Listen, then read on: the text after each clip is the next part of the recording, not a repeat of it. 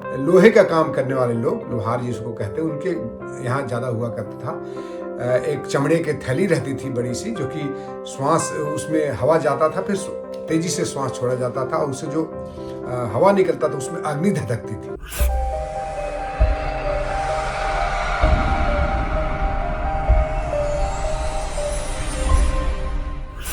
नमस्ते दोस्तों, क्या आपको पता है कि एक ऐसा भी प्राणायाम है जो कि सर्दियों में विशेष रूप से किया जाना चाहिए। ऐसे तो इसको सभी दिन करते हैं लोग, करना भी चाहिए, और इसके लाभ जानेंगे तो आप दंग रह जाएंगे, इतने सारे लाभ हैं। तो चलिए दोस्तों, इसका नाम हम जानते हैं। इसका नाम है भस्त्रिका प्राणायाम। इसे इंग्लिश में बिलोज ब्रेथ भी बोला जाता है। जैसा कि नाम से आपको पता चल रहा होगा कि भस्त्रिका मतलब ये भांति से आया है। एक पहले भांति हुआ करता था, एक धौंकनी भी बोल सकते हैं, भांति भी बोल सकते हैं, जो कि लोहे का काम करने वाले लोग, लोहार जिसको कहते हैं, उनके यहाँ ज़्यादा हुआ करता था। एक चमड़े की थैली रहती थी बड़ी सी, जो कि श्वास उसमें हवा जाता था, फिर तेजी से श्वास छोड़ा जाता था और उससे जो हवा निकलता था उसमें अग्नि धधकती थी।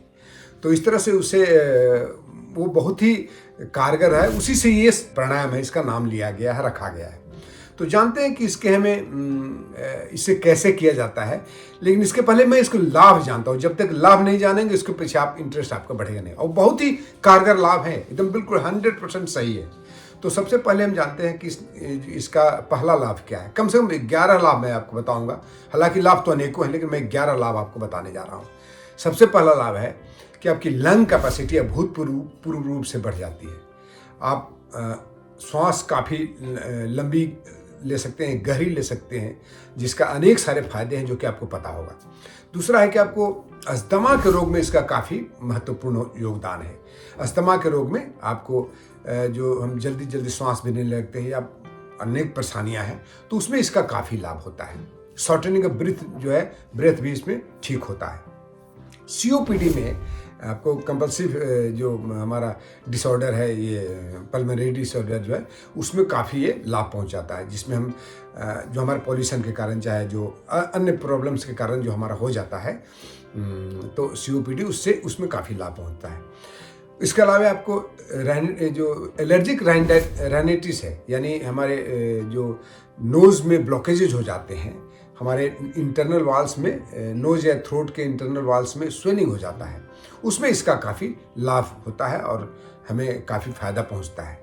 तो ये सारी चीज़ इससे काफ़ी दूर होते हैं। उसके बाद हम आगे बढ़ते हैं तो जानते हैं कि हमारा ब्लड सर्कुलेशन इसमें काफ़ी बढ़ जाता है। ब्लड सर्कुलेशन बढ़ने से हमारे ब्लड वेसल्स में डायलेशन होता है, जिसके कारण हमारे ब्लॉकेजेज नहीं होते हैं फ्यूचर में। आपको ब्लड प्रेशर भी घटता है, सर्कुलेशन भी बढ़ने से ब्लड प्रेशर बढ़ता है, और आगे चलकर हार्ट की डिजीज भी आपको नहीं होता है। हाँ, लेकिन जिनको हार्ट की डिजीज है, जो बीमार ऑलरेडी हार्ट की डिजीज से है, तो उनको मैं बताऊंगा कि किस तरीक़ा से करना है, और ऐसे भी उनको डॉक्टर से सलाह लेकर के ही प्राणायाम को करना है। या बहुत ज़्यादा आपका हाई ब्लड प्रेशर है तो उसकी दवा को लेते रहना है, और बीच बीच में उसको चेक भी करना है कि आपका कितना ब्लड प्रेशर है। उसके साथ साथ में आपको ऑक्सीजनेशन काफ़ी बढ़ जाता है। आपको शरीर में कार्बन डाइऑक्साइड की मात्रा कमता है और ऑक्सीजन की परसेंटेज बढ़ जाता है, जिससे अनेक सारे फायदे हैं। उसके अलावे आपका जो हमारा मस्तिष्क संबंधित जितनी बीमारियां हैं, चूँकि ये हम ब्रीदिंग जब करेंगे आपको समझ में आएगा कि किस तरह के ब्रीदिंग कर रहे हैं, उससे आपको पता चल जाएगा कि हम मस्तिष्क में काफ़ी ज़्यादा, हमारा इस पोर्शन में ऑक्सीजनेशन बहुत ज़्यादा बढ़ जाता है, जिससे हमें स्ट्रेस कम होता है, हम चिंता से मुक्त होते हैं, हमारे मानसिक बीमारियां सारी दूर होती है, और हमें अच्छी नींद आती है। इंसोम्निया में भी काफ़ी लाभ पहुंचाता है, और जो हम नेगेटिव थॉट्स आते रहते हैं वो सारे ठीक होते हैं। ऑटोनोमिक नर्वस सिस्टम भी हमें इससे कारगर होता है, इसलिए हार्ट का हेल्थ के लिए वो भी अच्छा है, और खास करके कार्डियक मसल्स का भी इसमें स्ट्रेंथन होता है। तो हार्ट के लिए अच्छा है, मस्तिष्क के लिए अच्छा है, हम साइकोसोमेटिक प्रॉब्लम्स के लिए भी बहुत अच्छा है। इसके अलावा डायबिटीज़ में भी काफ़ी लाभ पहुंचाता है, हमारा मेटाबॉलिज्म ठीक हो जाता है, और हमारे जो डायबिटीज़ के रोगी हैं उनके लिए काफ़ी कारगर है। इसके अलावा आपको हमारे जो रूमेटिक अर्थराइटिस वगैरह है, बहुत लोगों को अर्थराइटिस रहता है, जॉइंट में पेन रहता है, वो सारे पेन भी इससे दूर होते हैं।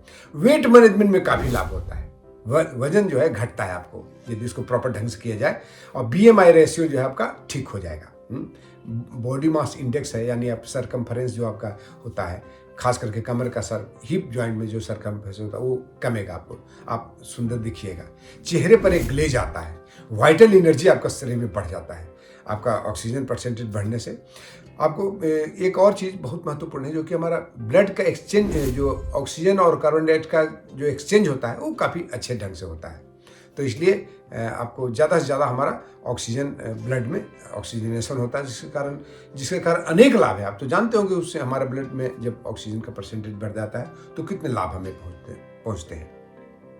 तो चलिए दोस्तों, अब हम इसको करके देखते हैं और कैसे किया जाता है। इसको आपको अभी तक पता चल गया हो कि बहुत सारे लाभ हैं, तो हम जानते हैं कि इसको किया कैसे जाता है।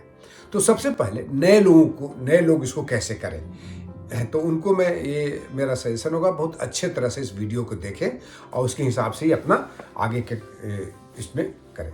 तो पहले आप किसी भी आसन में बैठ जाएं, खास करके आप ऐसा बैठें ताकि आपका कमर, गर्दन और बॉडी एक सीध में रहे। ऐसे तो सबसे अच्छा रहता है पद्मासन, लेकिन बहुत लोग पद्मासन नहीं कर पाएंगे, तो अर्ध पद्मासन कर लें, इस तरह से ऐसे कर लें, या सुखासन भी करें तो सुखासन कर सकते हैं, लेकिन आप ध्यान दें कि सुखासन करते समय आपका कमर, गर्दन और बॉडी ठीक रहे, सीधा रहे। इवन आप वज्रासन में भी कर सकते हैं, किसी भी आसन को जो कि कमर, शरीर और गर्दन एक सीध में रहे। तो चलिए इसको हम लोग सबसे पहले तो शुरुआती लोग कैसे करेंगे स्टार्टिंग में। तो हम पहले लंबी गहरी सांस भरेंगे, लंबी गहरी सांस छोड़ेंगे। उसमें हम कोशिश करेंगे हमारा जितना ज़्यादा हो सके लंग्स में सांस भरे, पेट में न भरे, हैं, ठीक है।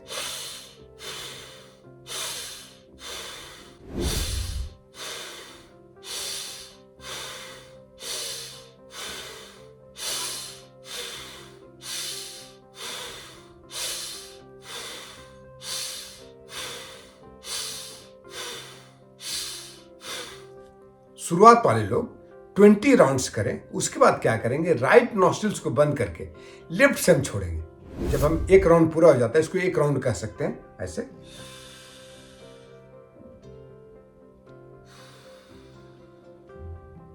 यानी जब राउंड हमारा 20 काउंट्स का राउंड एंड हो जाए तो हम इसको सूर्य भेदन प्राणायाम करके एंड करते हैं। अब इसकी गति को हम बढ़ाते हैं। ये जो पहले हम स्लो करेंगे, 20 काउंट्स किए, इस 20 काउंट्स को मैं रिपीट करूंगा। हर कम से कम 3 राउंड्स तो जरूर शुरुआती में करें। धीरे धीरे करके आप इसके स्पीड को बढ़ाएं, आप गति को बढ़ाएं। इतना ही नहीं, आपको कम से कम पूर्ण लाभ के लिए कम से कम 5 मिनट इसको जरूर करना है।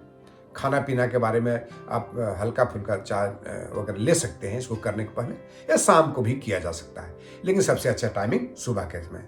अब इसको हम और इसको अगला स्टेज में जाते हैं। स्पीड हम कैसे बढ़ाएंगे, जब कुछ दिन आप जब करने लगते हैं तो उसके बाद जब प्रैक्टिस आपकी हो जाती है तब कैसे करेंगे। तो इस तरह से ऐसे करेंगे।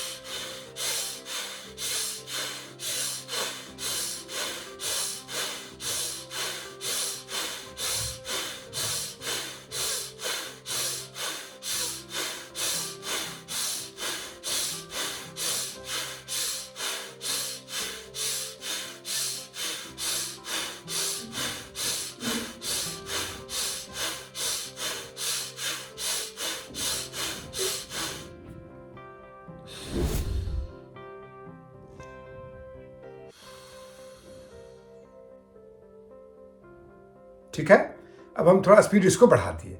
अब हम इसके आगे वाला स्टेज में और जाना चाहें तब कैसे करेंगे। अब हम धीरे धीरे इसको, जब काफ़ी आप 6 महीना 1 साल हो जाएगा, तो आप इसकी लंबाई को बढ़ा करके कम से कम 5 मिनट तक लगातार कर सकते हैं विदाउट ब्रेक। लेकिन शुरुआत में आप कभी भी 3 से 20 स्ट्रोक से ज़्यादा नहीं बढ़े, कम से कम 6 महीना तक इस तरह से करें। 20 स्ट्रोक्स करें, उस तरह से 3 राउंड्स आप करें। फिर हम आपको इसका स्पीड और थर्ड स्पीड क्या होगा, कैसे हम जैसे गाड़ी में गियर चेंज करते हैं ना, उस तरह से इसमें भी हम लोग गियर चेंज करते हैं। तो इसमें भी इसका भी स्पीड बढ़ाते हैं। कैसे, तो देखा जाए।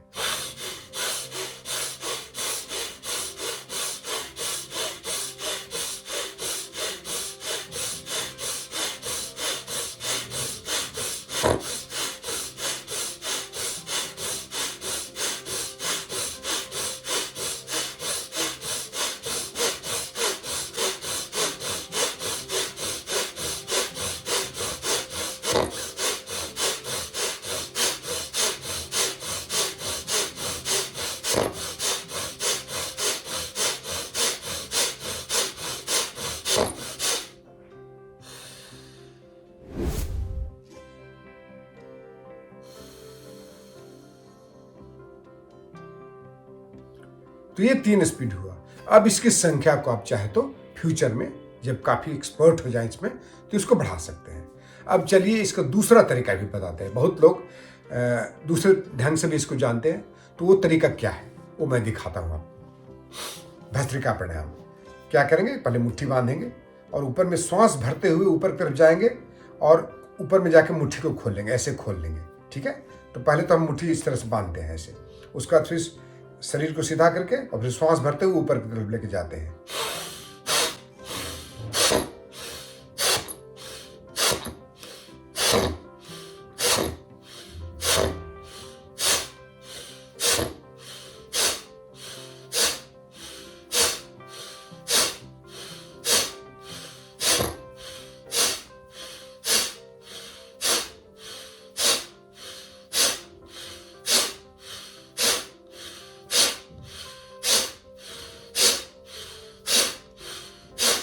यानी इसको भी हमें 20 काउंट्स करने के बाद फिर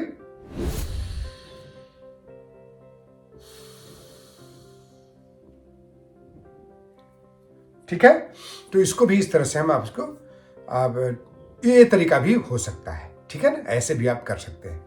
इसको इसका भी स्पीड बढ़ सकता है। कैसे बढ़ेगा उसको भी मैं दिखा देता हूं आपको।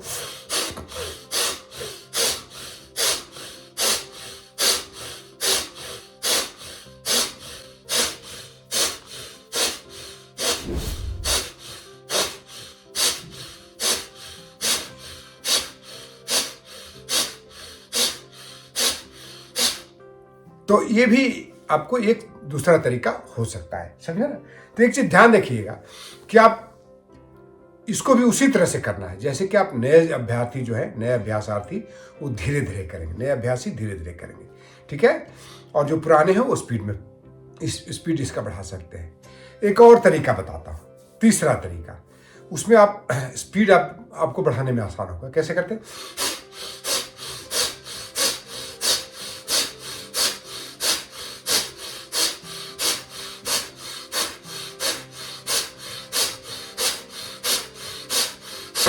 श्वास भर रहे हैं छोड़ रहे हैं, श्वास भर रहे हैं छोड़ रहे हैं, और आखिर में 20 राउंड्स के बाद, 20 काउंट्स के बाद हम फिर क्या करेंगे,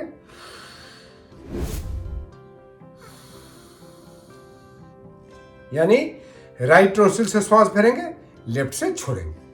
तो इस तरह से हम तीन तरीका आपको बताया, उसमें अलग अलग स्पीड भी बताया कि नए अभ्यासी लोग को क्या करना है, उसके बाद कैसे करना है, फिर अंतिम आखिरी बार कैसे करना है। तो इसका बहुत ही लाभ है। इवन आपको हमारे ग्रंथों में, क्लासिकल टेक्स्ट जो है पुराने ग्रंथ में इसके बारे में बोला गया है कि इससे हमारी कुंडलिनी के जागरण होता है, यानी हम परमानेंट आनंदित काफ़ी महसूस करते हैं। इसमें हमारी ऊर्जा ऊपर की तरफ ऊर्ध्वगामी बनती है और सहस्त्रार्थ तक जाती है। तो दोस्तों, इसमें वीडियो कैसा लगा, एक चीज़ और मैं बताना चाहूँगा कि इसमें थोड़ा सावधानियाँ के बारे में जान लें। यदि आपका रियली हार्ट का प्रॉब्लम है, ऑपरेशन करा है, तो डॉक्टर से ज़रूर सलाह लें। और इन एनी केस आपको ब्लड प्रेशर हाई हो या नया यदि आपको हार्ट का प्रॉब्लम हो तो स्लो करिए, जो मैं शुरुआत में बताया था, लंबी गहरी श्वास भरिए, लंबी गहरी श्वास छोड़िए। इसको आप समय को आप बढ़ा सकते हैं, 5 मिनट तक कर सकते हैं, लेकिन प्रतिदिन 5 मिनट इसको जरूर करना है। ठीक है ना। तो दोस्तों, ये वीडियो कैसा लगा इसका कमेंट जरूर करिएगा। इसमें कुछ और नई जानकारी आपको चाहे तो जरूर हमसे कमेंट बॉक्स में लिखिएगा। और साथ साथ में जब हमारे इस चैनल को सब्सक्राइब करना न भूलें, अजय योग दर्शन को।